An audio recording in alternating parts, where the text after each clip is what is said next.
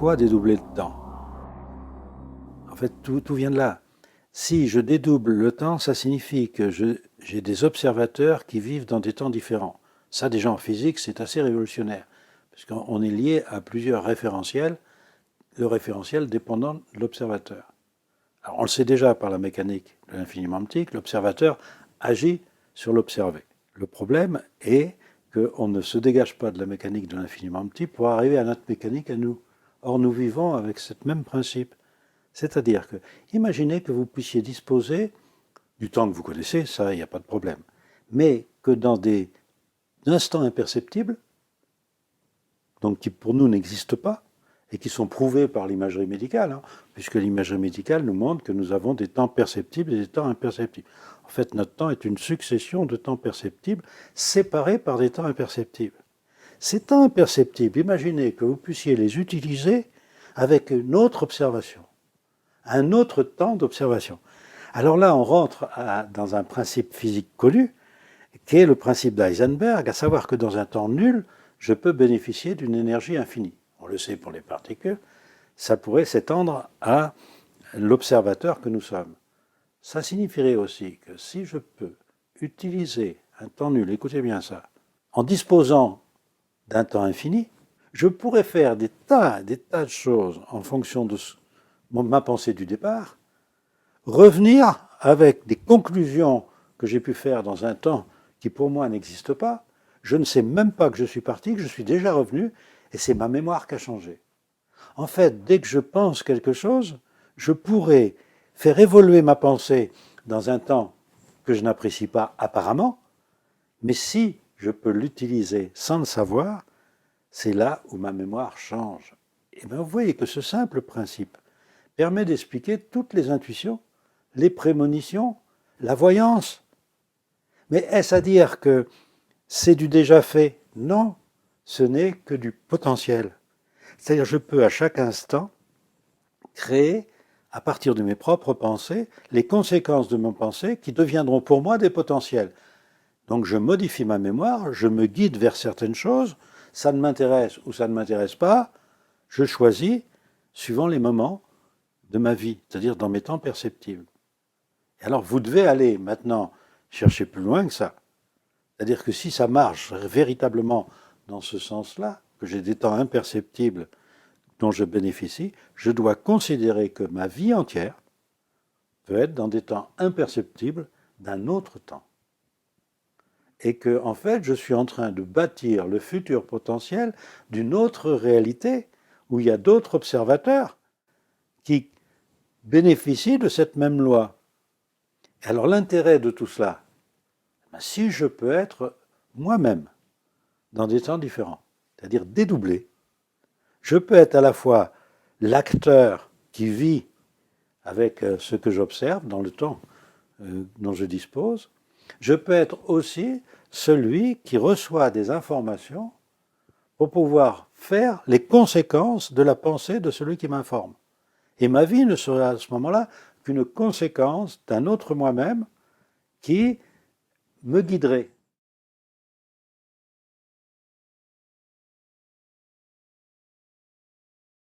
Un temps imperceptible, par définition, je ne peux pas le percevoir. Alors, le temps imperceptible, comment je peux aller d'un temps perceptible dans un temps imperceptible? Il y a une autre loi physique qui est le principe de Langevin. C'est que si je vais à une vitesse proche de la vitesse de la lumière, je ne vieillis pas de la même façon que celui qui reste immobile. Donc la différence de vitesse crée une différence de temps. Or, nous avons, nous, un corps dual, c'est-à-dire que nous avons un corps physique que nous connaissons, un corps énergétique qui dédouble ce corps physique, qui en fait informe ce corps physique, et c'est lui qui va chercher l'information. Et cette information, il peut aller la chercher à une vitesse superlumineuse. Maintenant, c'est admis en science, les vitesses d'intrication, les vitesses superlumineuses. Et allant chercher l'information dans un temps complètement différent, il peut prendre le temps de connaître des tas de choses. Il revient en moi. Ah, ce corps énergétique, c'est moi, c'est pas un double, c'est moi, et donne à mon corps physique toutes les informations nécessaires que je décode, moi, ici, dans ma vie, et ça me pousse à faire des tas de choses. Donc je vais d'une réalité dans une autre réalité temporelle. Le problème, c'est que chaque fois que je pense quelque chose, je fabrique ce potentiel. Ce potentiel, je ne suis pas obligé de le vivre, mais il appartient à tout le monde. C'est-à-dire qu'en fait, je peux fabriquer des potentiels pour n'importe qui. Et je deviens responsable de celui qui va utiliser mon potentiel pour vivre. Donc vous voyez qu'il y a une loi physique très très importante. Je dis bien une loi physique très importante. Ne pense pas à faire à autrui ce que tu ne voudrais pas qu'autrui pense à te faire. Puisque tu fabriques un potentiel désagréable, si quelqu'un prend ce potentiel, il va avoir une vie désagréable et c'est toi qui en es responsable. Et vous voyez donc, on rejoint des choses d'aspect philosophique ou religieux, d'aspect métaphysique, disons, alors qu'en fait c'est totalement scientifique. Puisque ma pensée crée des potentiels dans des temps différents, n'importe qui a accès à ces temps différents, peut modifier sa mémoire en fonction de cette visite dans des temps imperceptibles et va agir différemment. Il va avoir des intuitions différentes, des prémonitions, s'il est capable de mettre dans le temps cette mémoire, dans notre temps. Alors le problème est que ce dédoublement n'est pas connu du tout au niveau de l'application, car les scientifiques ont une réticence à mélanger des choses qui semblent, je dis bien philosophiques, avec de la science. Car qu'est-ce qui semble philosophique dans cette histoire-là? C'est que c'est l'observateur qui devient le plus important par rapport à ce qu'il observe. Alors la physique, on est toujours dans les phénomènes observés, et l'observateur serait un observateur neutre. Regardez une chose, si je me pose une question, je veux avoir une réponse, et si je peux l'avoir tout de suite, c'est encore mieux. Alors, si je dédouble le temps, je suis créateur d'un temps nouveau que je ne perçois pas. Donc j'invente des temps imperceptibles. Je me dédouble pour me mettre dans le temps imperceptible que je ne perçois plus, parce qu'il me faut une réponse à une question. C'est bien beau de supprimer du temps, mais il faut bien quelqu'un pour y répondre. Donc je me dédouble, et là on voit que les particules suivent ce schéma, dans un autre temps. Où voit-on cela au niveau physique? Vous prenez l'exemple du trou noir, que Stephen Hawking a mis en exergue. Vous prenez une particule qui se dédouble au bord d'un trou noir. La particule dédoublée rentre dans le trou noir. On dit que la particule qui reste est une particule célibataire. Cette particule dédoublée disparaît instantanément. Mais si vous êtes l'observateur dans le trou noir, cette particule qui disparaît en 10 puissance moins 18 secondes, je crois, met des années à arriver dans le trou noir. Il y a une différenciation du temps entre cette particule qui rentre dans le trou noir et la particule que l'on observe à l'intérieur du trou noir. Elle ressort instantanément, cette particule, après avoir fait des tas et des tas de choses dans un temps qui n'existe pas pour l'autre particule. Elle revient faire l'union avec la première. Elle modifie la mémoire de la première. Et de ce fait, elle n'a pas l'expérience réelle. Elle n'a pas eu le temps d'avoir l'expérience, mais elle l'a. Et pendant qu'il y a le dédoublement, l'expérience de la particule qui prend son temps passe par échange d'informations à la particule qui, pénardement, est autour de son trou noir en attendant les informations. Et c'est exactement la même chose pour nous. Et c'est donc bien cette différenciation des temps qui permet ce mécanisme-là que l'on retrouve au niveau des particules. Seulement, on ne l'a pas encore admis au niveau de notre vie à nous. Et alors c'est là où, en allant chercher dans l'astrophysique, on s'aperçoit que ce mouvement de dédoublement régit tout notre système planétaire, qui a un cycle de dédoublement des temps que les anciens connaissaient, avec 12 périodes. On retrouve dans la Bible les 6 jours et les 6 nuits, qui sont en fait les 12 périodes de plus de 2000 ans, qui forment le cycle de 25 000 ans, qui est un cycle de précession des équinoxes parfaitement observé, qu'on ne comprend pas. Et nous arrivons à la fin de ce cycle, c'est-à-dire que nous bénéficions en ce moment de tous les temps imperceptibles. Vous vous posez une question, vous avez déjà la réponse. Mais ça, les gens ne pensent pas qu'on est en train de vivre ça. Regardez l'évolution de la technique depuis les années 89, date d'une explosion solaire d'envergure qui a permis l'ouverture de tous ces potentiels par les ouvertures temporelles imperceptibles. On a fait un progrès gigantesque, on continue à faire un progrès gigantesque. Les enfants qui naissent ont un potentiel que leur grand-père n'avait pas. Tout ça, il y a une évolution phénoménale. Pourquoi? Parce que nous arrivons à la fin d'un cycle de dédoublement du temps. Alors il y a certaines personnes qui ont inventé une histoire de fin du monde ou de choses comme ça, n'a rien à voir. Un cycle, par exemple le jour et la nuit, c'est un cycle. Il n'y a pas de fin du monde à minuit. Hein, on change de jour, c'est tout, c'est un calendrier, c'est un cycle. Et bien vous avez dans ce cycle de 25 000 ans tout ce qu'il faut pour comprendre l'évolution de l'humanité par le potentiel. Alors tout ça, c'est mélangé à des tas de choses que l'on connaissait autrefois, qu'on a vues au cours des siècles. Ça s'est dénaturé, tellement dénaturé que toutes ces choses-là qui étaient enseignées autrefois eh bien, sont devenues des choses plus ou moins brumeuses, ésotériques. Mauvais côté du mot ésotérique, parce que le mot ésotérique, normalement, ce n'est pas un vilain mot. Mais là, on l'utilise maintenant dans le mauvais côté, dans le sens qu'il y a tellement de trucs, de postulats, de tabous, on ne sait plus où on est. Regardez une chose, c'est que cette loi du dédoublement des temps était enseignée, du temps de Platon par exemple, vous avez une phrase célèbre de Platon, il faut être celui qui est, celui qui était, celui qui sera, pour être celui qui est. Alors, vous voyez bien qu'il y a 3 temps. 3 temps, être celui qui était, celui qui est, celui qui sera. Mais dites vrai, vous êtes dans les 3 temps en même temps. C'est-à-dire que être dans le passé, être dans le futur, c'est être en même temps dans le présent. Vous voyez que cette notion de passé, présent, futur, c'est une histoire de mémoire. En fait, la mémoire que vous avez, c'est toujours la mémoire d'un futur possible, que vous avez fabriqué. Comment? Par une pensée.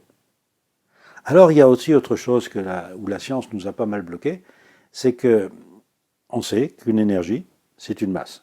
Ça c'est Einstein, 20e siècle, E égale mc2, rien à faire, dès que vous parlez énergie, vous parlez masse. Donc la pensée, si elle est énergie, elle est liée à une masse.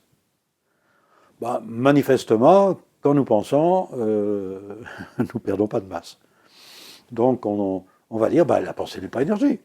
Parce que je pense, et je ne maigris pas. Hein, il n'y a pas de régime amaigrissant à partir de ça. C'est une erreur monumentale. La pensée est énergie. Pourquoi?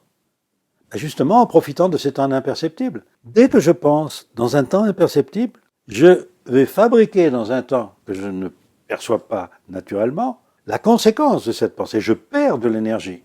Et cette énergie, principe d'Heisenberg, dans un temps nul, devient infinie.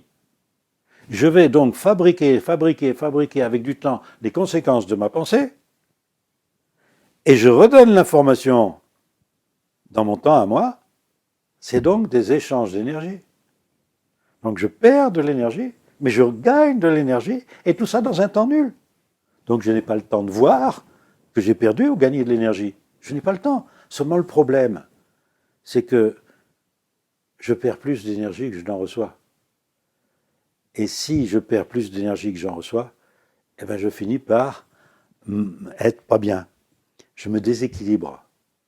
Car je ne récolte pas les conséquences de ma pensée. Et souvent, je récolte les conséquences des pensées des autres. Alors vous allez dire, c'est comme ça que je vieillis? Je vous dirais oui. Car si j'arrivais à l'équilibre parfait entre ce que je pense et ce que je reçois en conséquence de ma pensée pour survivre et qui est égalité, je suis éternel. Je suis éternel, c'est sensationnel. On voit bien que ce n'est pas le cas. S'il n'y a pas le cas, pourquoi? Il n'y a pas l'équilibre entre ce que je pense, ce que je fabrique dans le futur et ce que je récolte dans ma vie. Pourquoi? Parce que je ne sais pas que j'appartiens à un autre temps, je suis dédoublé, comme les particules, et que je suis en train de fabriquer le futur de mon double, non pas dans le but de fabriquer un futur, mais dans le but d'aller me coucher pour permettre à mon double, pendant le sommeil paradoxal, d'aller arranger mon futur. C'est ça qu'il faut faire savoir. Alors vous allez dire, il y en a qui vont dire, mais où est la science là-dedans? Mais je pourrais dire, mais la science, elle est là. Nous ne sommes pas au service de la science. C'est là où on se trompe. La science, c'est nous. La science, c'est nous, c'est tout. On ne la sert pas, la science. Nous sommes la science. Alors, il faut la faire marcher. Je pense quelque chose, immédiatement, la conséquence de ma pensée va être faite dans le futur. Je peux la mémoriser et aller vers le futur de mon choix. Seulement, ce futur de mon choix, c'est pas la même réalité. C'est n'importe quoi. Je ne sais pas ce que je fabrique par ma pensée. Il faut donc vérifier que ce que je fabrique par ma pensée est quelque chose de valable. Comment le faire? Eh bien, je suis dédoublé par quelqu'un qui, justement, profite de mes nuits pour aller voir ce futur.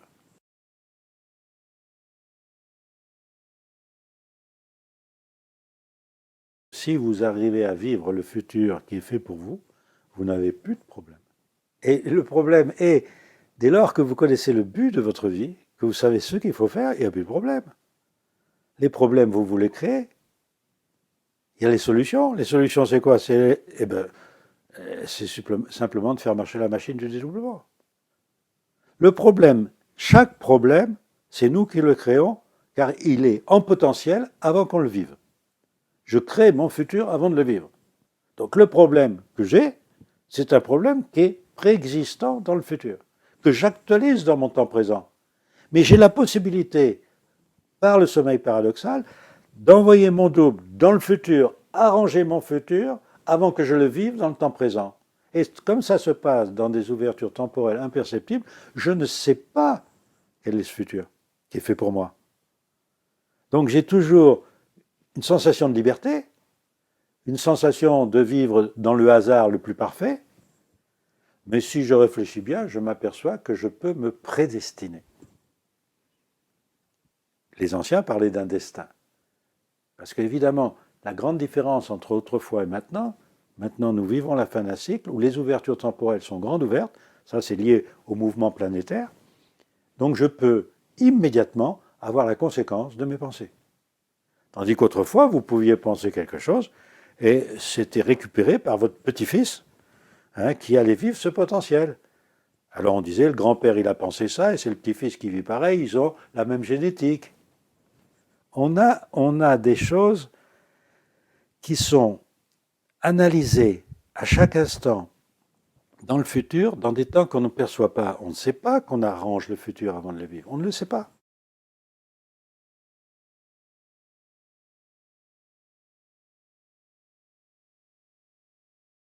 Bien sûr, mais à une condition. Est-ce que c'est vraiment lui qui le veut, ça? Parce que regardez, si vous êtes dans deux temps différents, celui qui vous donne l'information pour vous guider se double. Il est dans ce qu'on peut appeler le passé, puisque c'est lui qui vous donne l'information dans ses ouvertures temporelles. Vous ne faites que vivre ce qu'il vous dit de vivre. Seulement, le futur fait exactement la même chose. Il fabrique votre futur. S'il profite de vos nuits pour vous donner des informations, alors que votre double n'est pas là, ces informations, ce n'est pas du tout celles que vous devriez avoir. Il va vous donner des suggestions, des envies, et qu'à votre réveil, vous avez envie de faire des tas de choses, et qui en fait ne sont pas pour vous, mais qui sont faits pour faire vivre un futur. Et vous devenez parasité par ce futur. Si maintenant vous remettez le double dans le coup, vous fabriquez votre futur, le double va l'arranger avant que vous le viviez. Mais non seulement vous arrangez votre vie, mais vous arrangez le futur. Or nous sommes venus sur Terre juste pour arranger le futur. Alors, la science là-dedans, elle est là. C'est ça qu'il faut voir. Nous sommes la science en utilisant des choses que l'on connaît au niveau de la mécanique céleste, que l'on connaît au niveau de la mécanique de l'infiniment petit. Toutes les particules sont dédoublées et toutes les particules sont en intrication pour pouvoir échanger des informations à des vitesses superlumineuses. Ça, c'est prouvé par l'expérience. La théorie du dédoublement donne simplement ces vitesses-là. Et maintenant, on vient de donner, regardez, le prix Nobel à celui qui a découvert le boson de Higgs. Enfin, il s'appelle Peter Higgs, celui qui en avait parlé. On prouve son existence par sa désintégration. Parce qu'on n'a pas le temps de voir qu'il existe. Et maintenant, supprimez cette histoire de temps. Vous voyez bien qu'il y a quelque chose d'autre. Tout notre univers que l'on voit existe après une explosion initiale avant Planck, le temps d'avant le Big Bang, qu'on appelle le temps de Planck, qui est 10 puissance moins 44 secondes. On ne sait pas ce que c'est que ces 10 puissance moins 44 secondes qui ont donné un univers gigantesque. Maintenant, changer d'observation, qu'est-ce que c'est 10 puissance moins 44 secondes? Ça peut être 25 000 ans. Ça peut être un cycle de dédoublement. Auquel cas, si vous arrivez à changer d'observation, Comment changer d'observation? Il faut aller à des vitesses folles. Comment aller à des vitesses folles? Moi, je suis dans mon fauteuil, là, je ne peux pas bouger. Et c'est là où, justement, vous avez le fameux corps énergétique dont on ne voulait pas parler du tout, du tout, du tout. Alors que on connaît l'existence de ce corps énergétique, mais depuis longtemps. Les premières expériences le mettant en évidence, c'est la centrifugeuse pour les pilotes. Vous savez que les Américains avaient inventé dans les années 40 des centrifugeuses pour faire tourner les gens à toute vitesse, pour voir ceux qui résistaient à l'arrêt brutal. Car à l'époque, on parlait d'un voile noir qui empêchait les pilotes, dans les avions à réaction, de diriger leur avion. Et on s'est aperçu d'une chose, avec toutes ces expériences, il y en avait, ils sortaient de leur corps. Et puis ils avaient du mal à rentrer. Tout simplement. Ils avaient des mots de tête, des choses comme ça, des nausées. Alors ceux-là, évidemment, on ne les prenait pas en tant que pilote, puisqu'ils avaient des phénomènes bizarres. Mais c'était quoi ces phénomènes bizarres? On a étudié ça, militairement, on a étudié ça. C'était le corps énergétique qui sortait du corps physique. Et le corps physique, boum, il était flasque. Comme dans le sommeil paradoxal. Le sommeil paradoxal, c'est quoi? Vous êtes vivant, mais incapable de bouger. La phase de sommeil paradoxal vient après ce sommeil profond récupérateur. Le cerveau va beaucoup travailler. C'est le moment où il fixe nos souvenirs, ce que l'on a appris la veille. C'est aussi la phase des rêves. On extrait alors de notre mémoire des images, des sons qui sont agencés en rêve. Cette activité reste virtuelle, bien sûr, car nos muscles ne reçoivent aucun ordre du cerveau. Seuls les muscles des yeux continuent de fonctionner, ainsi que ceux de l'oreille interne. On l'appelle en fait en anglais le rapide mouvement des yeux. Car les yeux continuent, le cœur bat, il y a une énergie très faible. Pourquoi? Parce que votre corps énergétique n'est plus là, ne peut plus donner l'information à votre corps physique. C'est de la science, ça.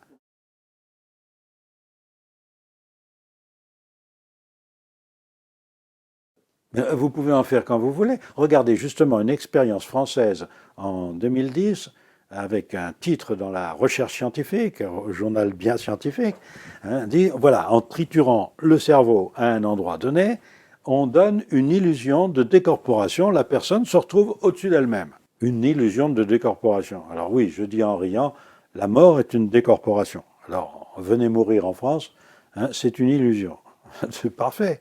Mais si on veut être sérieux, à quoi ça sert cette décorporation? À quoi ça sert? Alors, on a cette possibilité de changer de temps avec un corps énergétique que l'on n'observe pas, car on n'observe pas ce corps énergétique. Nous, on ne l'observe pas. Alors on dit scientifiquement, on sait que la mort enlève une partie de nous et il reste un corps physique, ce corps énergétique qui s'en va. Est-ce qu'il ne s'en va pas non plus pendant le sommeil paradoxal? Alors, est-ce que l'on veut mettre dans la science ce corps énergétique ou pas? Écoutez, dans l'univers, tout est dual. Alors, les particules sont toutes duales, c'est-à-dire corpusculaires et ondulatoires. Nous sommes un assemblage de particules. Nous avons des énergies de pensée. Alors, il faut d'abord admettre que la pensée est énergie. Si vous n'avez pas les ouvertures temporelles imperceptibles pour expliquer que l'énergie est une pensée, vous n'arriverez pas. Mais n'importe qui comprend ça. Et tout le monde sait qu'un rêve, ça dure rien du tout dans notre temps. Mais quand vous y êtes, ça dure. Des jours et des jours. On sait que quelqu'un peut frapper à votre porte et vous réveille. Le bruit a déclenché le rêve. On met des électrodes, on s'en aperçoit. Un rêve de 1/5 ou un 20e de seconde, et vous étiez là en train de rêver. Pendant une semaine, vous étiez, je sais pas moi, à Tahiti, en train de vous dorer, vous étiez avec les Vainés là-bas. Bon.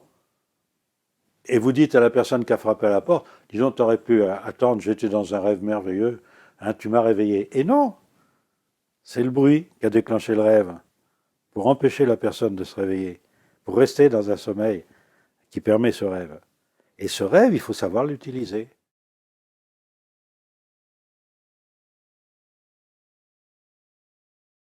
Bien sûr que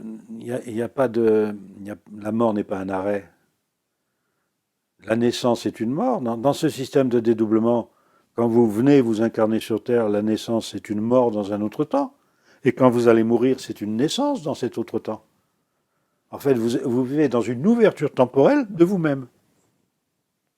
Vous plongez dans un futur sous une forme que l'on connaît, hein, on prend la peau d'un singe, hein, pour venir, nous ne sommes pas le singe, nous sommes dans la peau d'un singe pour vivre. Pourquoi faire? Pour échanger des informations, pour être celui qui était, celui qui est et celui qui sera. Mais le problème, c'est que celui qui sera n'existe pas pour nous. Nous ne sommes que deux, un dans le passé, un dans le présent. Dans le futur, il n'y a personne. On doit arranger ce futur. Alors, est-ce qu'il y a derrière un carcan scientifique sérieux permettant d'affirmer ce que je dis? Mais bien sûr, il suffit simplement de s'y plonger. Et tous les scientifiques qui se plongent dans cette théorie, eh bien, ils sont obligés de l'admettre. Toutes les publications ont été faites par référé avec des scientifiques qui ont admis ce que je dis. Alors quand quelqu'un dit ce n'est pas possible, ben, il met en doute les scientifiques qui ont admis ce que j'admettais. Alors évidemment, on va dire mais c'est pas connu mondialement, ben, parce que ça dérange quand même les scientifiques dominants. J'appelle scientifiques dominants ceux qui régentent le monde, mais qui ne veulent pas savoir comment ça fonctionne.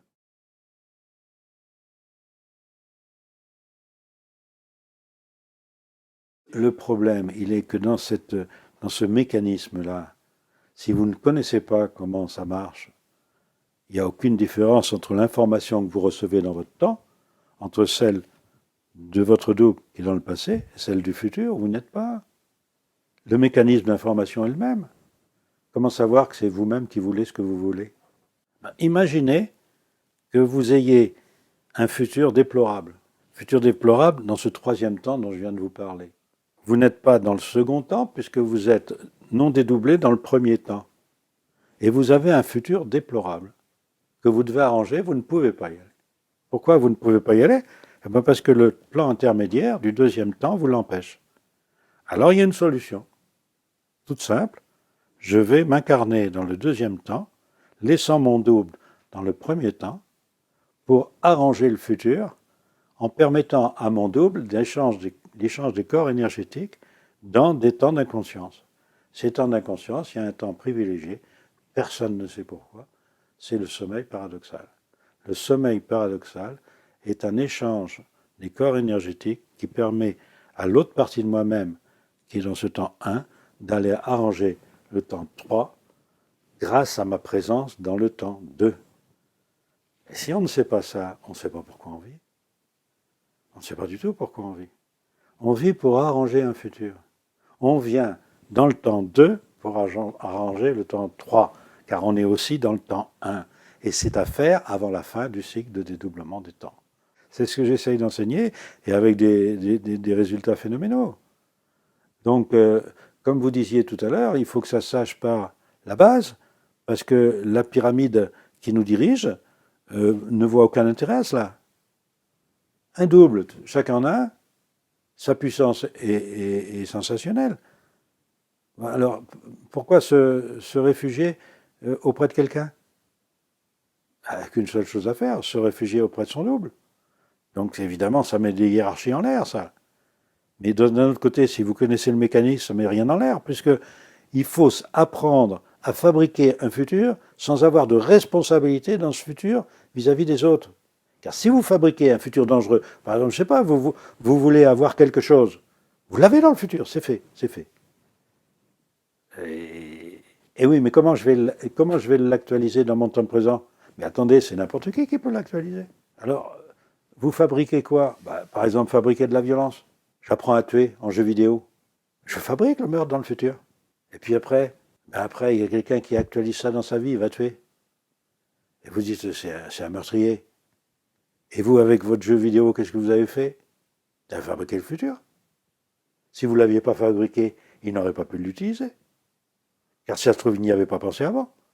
Donc c'est votre pensée qui a entraîné ce potentiel, qui a fait que quelqu'un l'utilise. Or justement, notre but sur Terre est de n'avoir aucune responsabilité dans ce futur, de façon que les gens qui vivent sur Terre aient la meilleure vie possible. D'où un théorème. Vous vous rendez compte que c'est un théorème ce que je dis là.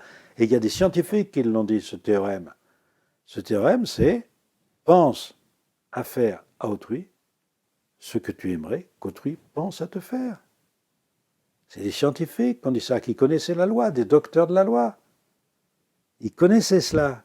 Ils savaient qu'on doit vivre du futur. Il faut le voir, l'arranger avant de le vivre. Mais je ne peux pas, en quelques minutes, vous dire voilà ce qu'il faut faire. Alors à ce moment-là, on rentre dans les techniques. Et les techniques ne sont pas dans le principe vital. Le dédoublement, c'est un principe vital, ce n'est pas autre chose. Par exemple, est-ce que vous avez besoin de quoi que ce soit à apprendre pour respirer? Un bébé, il sort du ventre de sa mère, il respire, c'est fini. Il y a personne ne lui a appris. Ensuite, il va téter, personne ne lui a appris. C'est un principe vital. Il n'y a pas besoin d'apprendre quoi que ce soit. Il faut faire marcher le principe vital. Si vous réfléchissez sur un principe vital, vous ne l'utilisez pas. Ensuite, apprenez d'abord à vivre avec ce principe vital, c'est-à-dire à savoir que vous vivez dans plusieurs temps à la fois. Après, vous ferez ce que vous voulez.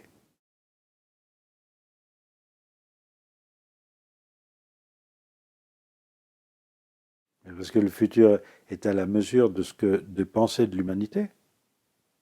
Regardez ce que l'homme pense, c'est son futur. Si vous pensez de travers, vous fabriquez un potentiel de travers que vous pourrez utiliser. Si vous pensez des choses valables, que n'importe qui peut utiliser sans problème, alors vous pensez à faire à autrui ce que vous aimeriez qu'autrui pense à vous faire. Et de ce fait, vous n'avez aucune responsabilité dans la vie des gens, dans le malheur des gens.